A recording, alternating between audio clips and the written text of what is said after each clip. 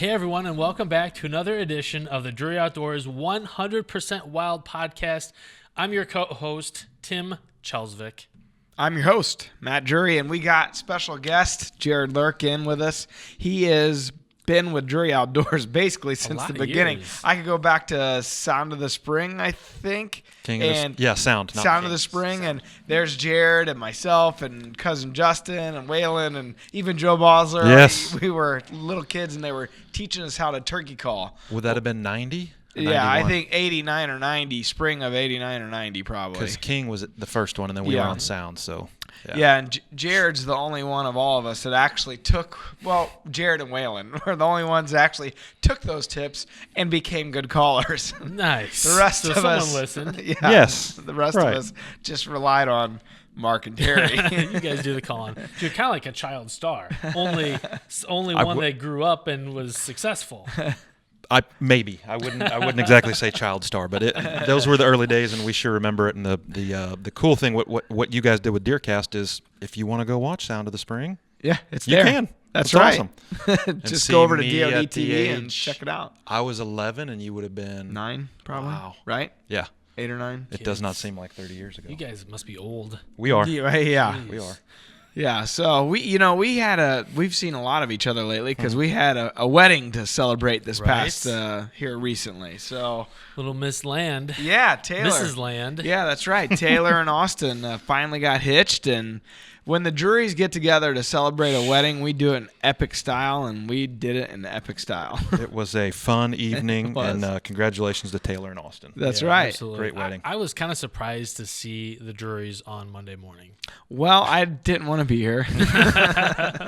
So somebody's got to be. You soldiered up and you made it. You wouldn't have wanted to see us Sunday morning. No. How's that I sound? can't imagine. Well, What yeah. a train wreck. Yeah, it was. It was a good time, though. We like to have a good time, and we're such a close-knit family that when we get together like that, it was something that we've all looked forward to for Long time. For whatever, a year or however long since they got engaged. And we don't need many excuses to have a good time together, but we use it as like the calendar, like yardage markers. It's like, all right, Sure. Now the next thing a lot of us are going to, we're going to go on a cruise to Alaska. Many of us are to celebrate Mark and Tracy's wedding anniversary and Mark and Mom and Dad's. Okay. So that's this summer. That's the next yardage marker. Unreal.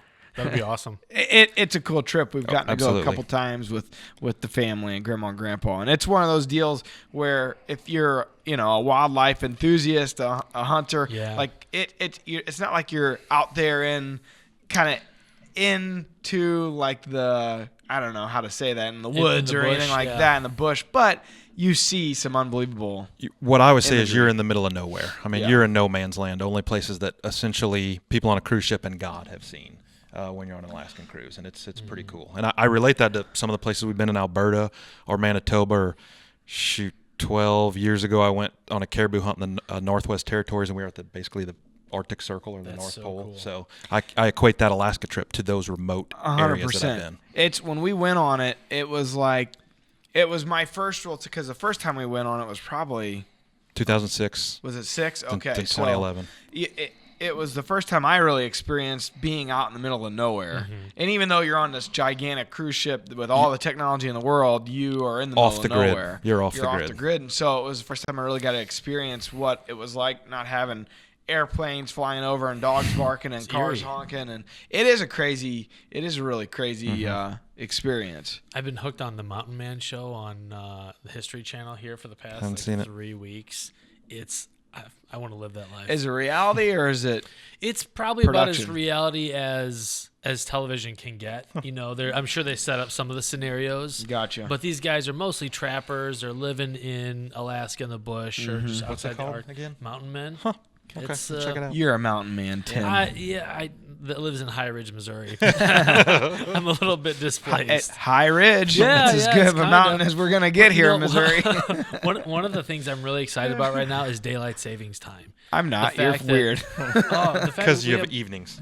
Yeah, you can go home. Like, you go home, it's still light out. You can get some stuff done. But you got outside. young kids, too, and so do you. do. So Yeah. daylight savings time is a crock for kids. It and screws schedules. everybody up, that's for sure. Yeah, we're 2 days into it.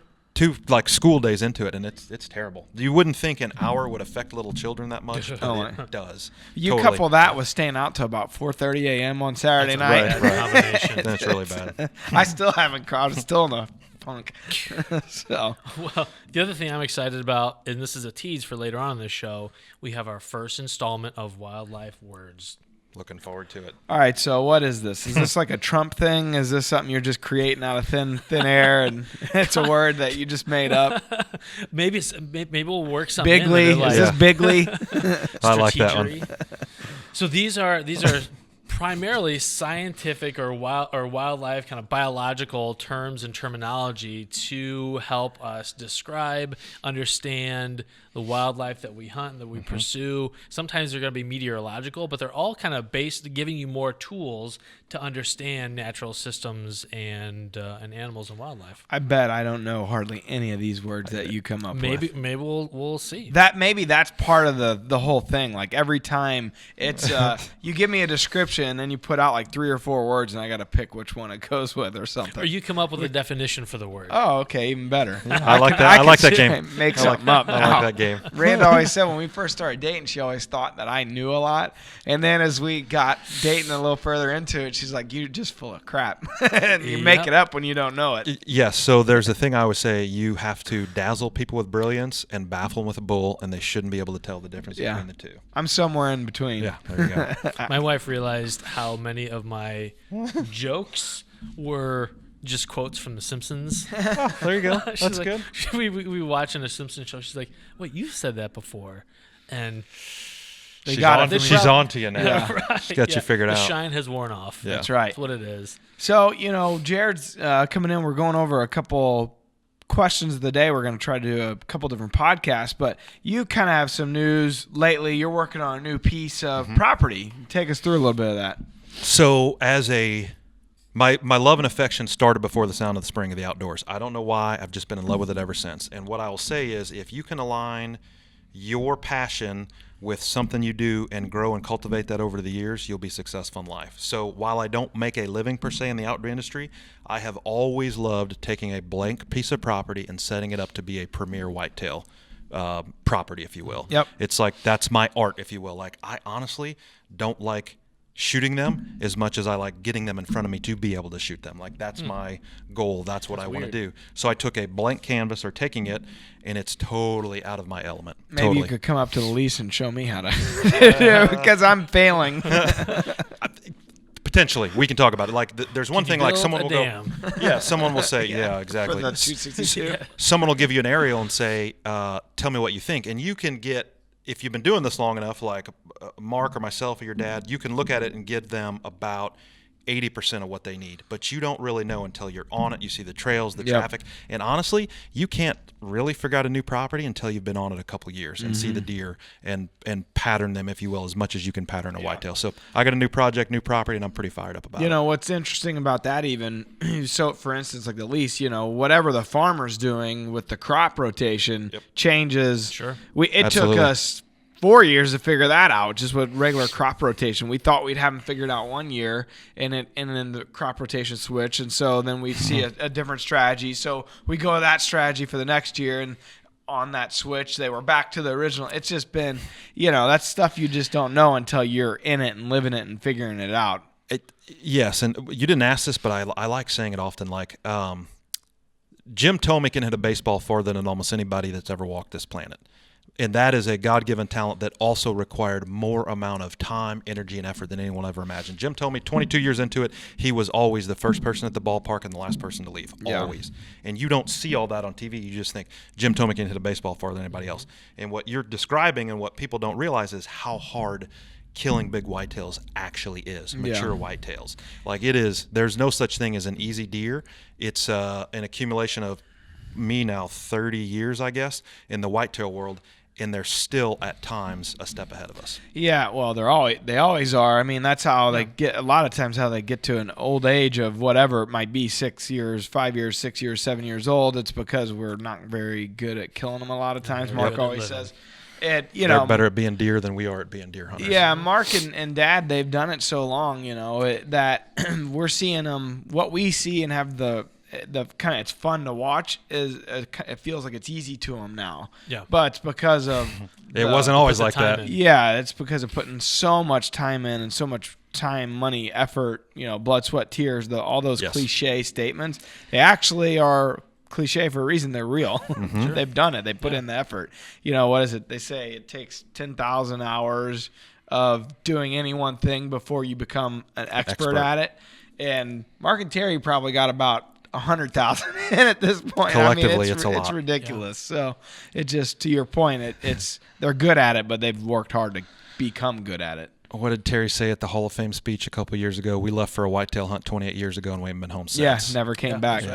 Right. Which is also part of the magic, right? Yeah. I mean, you never arrive. But yes. Well, but then he never came back home. He never came back home. We didn't see him growing up. Well, that's true. And Mark was the same. True. I mean, it was how they grew up. Their dad, Ralph, our grandpa, was never home. He was working construction, and that's how they grew up and everything they ever knew. And that's, today it's not as acceptable as it was then. Parents, dads are expected to be a lot more of the load. It's not just mom does the day-to-day, whatever around the house or taking them to this practice or that practice. Dads are much more involved. You just can't be gone like our parents were. Yeah. Right. And I don't fault them for it. They were making a living and creating the lifestyle that we it was a different benefited economy from. And different, Absolutely. Mm-hmm. So it's just different times. I don't think my dad did one load of laundry ever. Oh, growing up. No, I never saw that until he started doing his hunting. Laundry. Yeah, then he does. Camouflage. It's a different story. Yeah. Well, speaking of hard work, one of our DeerCasters contacted us with a question. And cool. So that leads us into our question of the day. All right. The question of the day is brought to you by Bass Pro Shops and Cabela's. Your adventure starts here. My name is Dave Anderson from Germantown Hills, Illinois.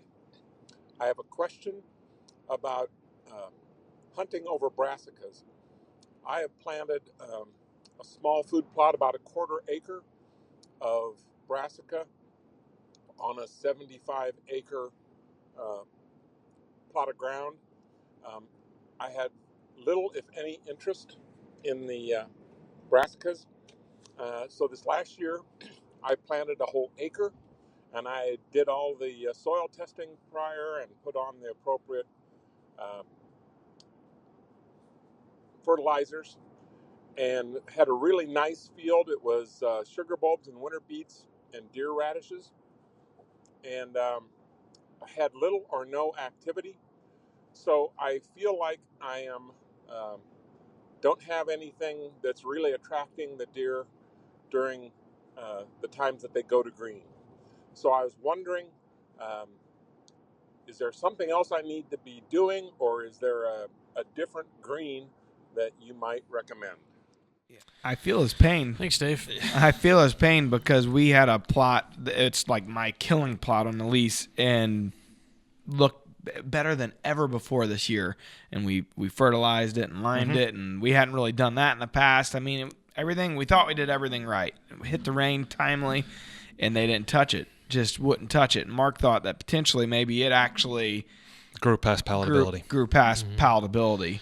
Yep, that's the only thing I can think of. When your plot looks good to you, it's past where they want to eat it. Yeah. Like if it looks like this table and barren ground, you hit the nail on the head. The year before, that's what I had. Yeah, like there was something that happened in whatever they were eating, natural browse, and the way the weather lined up, and it missed the palatability stage. And honestly, we got too much rain, I think.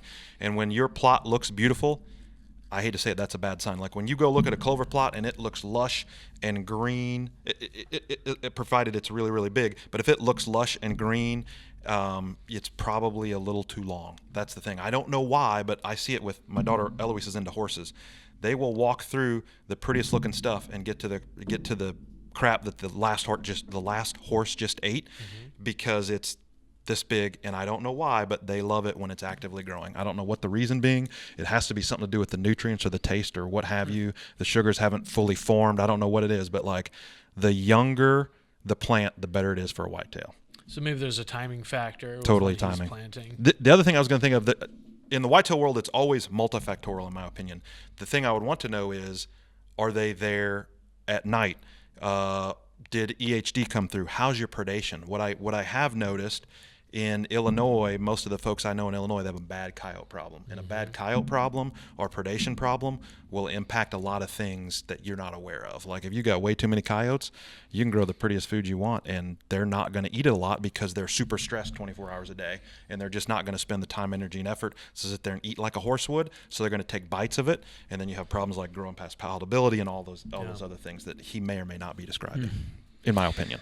So one of the other things you might try is planting like a non-typical clover or something, and that's hard to beat. You know, that clover, you mentioned clover there, Yes. That's hard to beat in general. And you always hear about guys planting brassicas, but clover's probably overlooked in a lot of ways. It is. I was actually going to say, which I think we may get to clover a little later in the segment, or we might talk about it in a different podcast, but like what he described is my go-to fall food plot. Sugar beets and winter bulbs with brassicas, and then I put radishes in there. Like if you can have a smorgasbord for a whitetail, I think the better off you are. It's kind of like Ponderosa wouldn't be as much fun as all they had was chicken wings. They have everything there, or a casino buffet. If there's everything there, there's something to choose from. Whitetails aren't that indifferent. Whitetails aren't that different from us. So radishes, sugar beets and winter bulbs, and biologic maximum. And then the prescription, I'm a pharmacist, so the prescription for that is... Pharmacist? Yeah. You didn't know that? Huh. Anyway, the prescription for that as a whitetail hunter Tim's is a smart ass. I see that. Messing with you. You knew that, you idiot. Right. The short term, medium term, and long term. I like to think of things as you sit on the 50-yard line of a football field. Put your blind, stand, whatever, 50-yard lines. 50 yards in front of you, 50 yards to your left, 50 yards to your right. That's your food plot. In bow range, within 20 yards, should be radishes. Then sugar beets and winter bulbs. And then if you want to mix it up, then brassicas. But the sugar beets and winter bulbs that's what the winter bulbs is. It's brassica. But anyway, sugar beets and winter bulbs for after a couple frosts, the radishes before. And what that does, if you have a season like Missouri, they'll hit the radishes early. And then if the plot's not too big, or they hit them when it's still palatable to them, they'll eat them all. And then they'll transition to sugar beets and winter bulbs or brassicas. And you can hunt those literally all the way through snow covering them up. And in that football field, in my opinion, is a big enough food plot that if he steps in right here, he's kind of 70 yards from you, but they're not going to eat in the corner unless you're under high predation. A big whitetail normally will come to the middle. So he's in bow range if he's in the sugar beets and winter bulbs, and he's definitely in bow range with the radishes. And the reason I do a football field, that strategy's evolved over the last 6 or 7 years. Mark is the one that told me, give them room to roam. Big whitetails do not like to be in confined spaces, because I used to think, plant the food plot 30 yards from you. That way, if they're in it, they're in bow range, and it's actually the opposite of that. Plant it big enough that it gives them room to roam, and then by and large, the big ones come to the middle anyway, which then puts them in bow range. And if you put something like a tree koi, or cut down a tree and put it right in the middle, every time they just can't help themselves. It seems like. Yes, I noticed a strategy too. Greg Glessinger and Casey utilized this year is a tree koi and a rub post right next to each other, or different distances apart. So whether they want to hit the tree koi or not, or the scrape post, it gives them a reason to come to the two. I hadn't seen that strategy before, but for Greg anyway, it seemed like it worked this year. Yeah, hard to argue. Yeah, Yeah, results no speak for themselves. As I think about Dave's situation, he's in the Peoria, Illinois area where the soil. I mean, you don't need a soil test. I hate to say it in Illinois. It could be the best soil in the entire world up there. It might be part of the problem. Is to what he was talking about. He made his plot bigger, and it goes all the way back to the palatability piece. We got so many timely rains, it actually rained too much, and they grew too fast. And then I don't know what it is. We'd have to ask somebody at Biologic, but there's a period until after 3 or 4 frosts, they just won't eat the stuff. Sure. It happened to me too this year. And they've got corn and soybeans like you would believe in that. Dad swears by it in Illinois. He's hunted there a long time, and we've never had a lot of luck with food plots in Illinois for whatever reason. Like they're accustomed to corn and beans so much. Deer are picky. They just are. It's hard to beat. And like you said, you like to have a smorgasbord of stuff, and then you hit different seasons of the of the fall or different parts of the fall. And really, what we just keep seeing is if you just maybe buy back from the farmer some a couple acres of the corn or a couple acres of the beans. A lot of times you covered yourself over there in Illinois. It's weird how it seems to work like that almost anywhere in that state. Yeah, there's an abundance of food. So his soil's probably too good. And then he fertilized it, thinking we're doing a favor. So how do you fix that? Well, I mean, I hate to say it, to prevent it in the future, it's like reworking. Plant part of your food plot, let it rain, then plant another part of your food plot, let it rain, then plant another part of your food plot. And then you've got 3 different growing or germination periods to see what happens. So a weekend warrior may not be able to do that, but if you live on the farm, it might be a prescription to prevent this in the future if we have these timely rains. Because I'll say this, I feel like we're in a wet weather pattern. Like at some point the rain's going to stop. I don't know when that is, but I'll bet it doesn't stop for a while. Like we are getting in the Midwest a lot of water, a lot of precipitation. It seems like it's usually the way it goes is it stops right before you plant. Well, sure. About August 1st, plant the 4th, and then it doesn't rain again. Well, hopefully we covered Dave's question. It's a great question. Tough one, Dave. But it might be the food grew too well. It seems weird to say it grew past palatability, but they do. I've seen it with beans too. Like you think it's not just biologics product. Like I've, for whatever reason, seen them not eat loads and loads of bean fields. Now the question I would have is, after the winter we've had, what does biologic food plot looks like now? Did they hit it after the season? My bet is there's a period where they're like, okay, it doesn't taste the greatest, but I'm starving. I'll bet it's not there now. Yeah, that happened to me a couple years ago where they wouldn't. It was the first time we planted a plot in this specific area, and I just don't think they were used to what it was, and they didn't eat it. And then come February, shed season, it's not there anymore. Like, what happened to my biologic? Yeah, they figured it out. They mauled it, but it took them all season. And we had some crops in that were in late that year that, they had other options. Yep. So yeah. All right. Are you guys ready for wildlife words? Let's. I guess. Here we go. All right, Matt. So the word is crepuscular. Well, okay. Try to put it into a category. Hopefully on the camera they could see Matt's eyes cross. So that worked, because they did. They crossed for a minute. Crepuscular. It sounds. Could you use it in a sentence, please? Yeah. Use it in a sentence. Sure. Today's wildlife word is crepuscular. Dick. It's a great sentence. Okay, I'd say I can't even say it. Crepuscular sounds like something that Jared's probably come across. It sounds like it's a new word for me. Textbook somewhere. Okay, so it sounds Jared gross. can't play because he kind of was cheating and looked on the sheet before the show. That's how he became a pharmacist. Yeah. Looking on. Right. No, so I'd say crepuscular has to do with something very gross. Am I warm? Nope. Okay. Crepuscular has to do with something very. It's sound. You gotta give me something to go off of. This so, thing's out of left field, so man. it's an odd sounding word, but it's similar to like nocturnal or diurnal in the sense that it describes when an animal is most active. So crepuscular refers to organisms that are most active during dusk and dawn.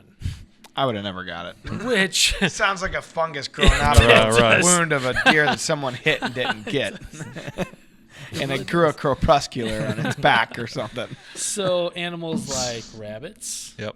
whitetails, bears, skunks, Fox? yeah, Yeah. coyotes. Yeah. Actually, coyotes may be a little more nocturnal than crepuscular, but yeah, you can now impress your friends and. So whitetails are less nocturnal than they are crepuscular. Is that what you're saying? That's right. I just say they're nocturnal. Yeah. But anyway, I like your. It sucks when they go completely nocturnal because then it's like it's just hard to hunt them. Or they go completely crepuscular. Yeah. Well, but that's their thing. That's what they're designed for. Like when the sun goes down, and the moon's starting to come up, and it's dark. Whitetails can see. Yeah, and we know that we're not crepuscular organisms because that's when we're squinting and like. You can't tell if that's a stump or if that's a buck or what that is out there. So, not that this is part of your, I'm going to say it's words with friends. That's what I'm going to call it. Wildlife words. Yeah, wildlife words. That's why if you shine your light on a whitetail, the eye glows versus if I shine my lights at you at nighttime, yours don't because they can see during and makes them this, crepuscular. I think my eyes would glow. Let's try it. Not like a whitetail. Shut the lights off. I'm going to shine a flashlight in your face. Next time I get Never had anyone say that more intimidatingly to me. boy, what you been doing? Where are you at Tuesday? So that's Wildlife Words. We'll see how it goes. Let us know. Can't wait. If you like the segment. If not, I mean, we've only got If I get a vote, I like it. It Okay. seems like it's going to be something that's an opportunity to continue to try to embarrass me for my lack of knowledge. I like it double now. Yeah, exactly. Maybe we'll come up with a different format, or maybe you can ask me after I've heard this shit. Yeah. No, there's All the an words idea. that you came up with to give me to ask you on the podcast. So one of our Sounds great. One of our DeerCast contributors actually took this project on because it's kind of a bit of work to go through and find. Because I was like, I want a word for every week and the definition. All right. And how it relates to. What was this guy's name? Ryan Milashevsky. Okay, Ryan. Email me. Send me the list. Give him some ammo. Yeah, I need the cheat sheet. Cool. Well, why don't we shut this episode down and then we'll do another show and visit Let's with do it. Jared some more. Okay. Well, thank you to everyone who submitted questions. Dave, we're going to send you out a ball cap for sending in the question. If you'd like to have a question answered on the show, go over to DreAoutdoors.com/podcast and click the send voicemail tab and leave us a quick, about a minute or so question with your name, location, and what you would like answered on the show, and we'll do our best to get that answered. As always, you can watch the podcast over on the Dre Outdoors YouTube channel or in DeerCast in the DoD TV section. And while you're there, we got all kinds of cool stuff going on. We just launched a couple new series. We launched a new AVNX Turkey Tour series. We just launched a new series called Top 10, I believe. Yeah, and our Top first 10. video is the top 10 best interrupted hunts. Yeah, on 13. So that's pretty good. We got a bunch of new stuff that Yeah. the guys here at the studio cooked up. That's one that I'm kind of most excited about because it could be the top 10 bucks ever killed in Dre Outdoors history. It could be the top 10 fails. It could be the top 10 funniest moments, whatever it might be. I've got one. The top 10 oldest whitetails. There you go. You're gonna. I would be have a in. couple in there. Yeah. There you go. Like the top 4. That's what I thought of. And then you can It's all about interview me, the Matt. hunter, and he Let's Right. see the top 10 crappy seasons. Hey, it's all Hey, Matt. top job. 10. You win. Well, I bet Terry would have a few in there that would No compete. doubt. So, Thank you, guys. Yeah. Yeah. Thanks for sitting in. We appreciate it. And, as last thing, don't for the forget question. we're doing a farm giveaway this year on DeerCast. So go download the app if you don't already have it. It's free, the DeerCast app. If you do have it, make sure you're in the most up-to-date version, and you can win a farm. And not only that, you can win monthly prizes by just entering in one time. You can win up to $33,000 worth of monthly prizes. yeah, and it's timely. I mean, this month we're giving away a full lineup of biologic Yep. seeds and Yep. and spreaders and soil test kits. all kinds of and stuff. So if you want to upgrade your property. Coming up here, we're giving away an implement from RTP Outdoors. It's like an $8,000 implement. So, and no, you can't win.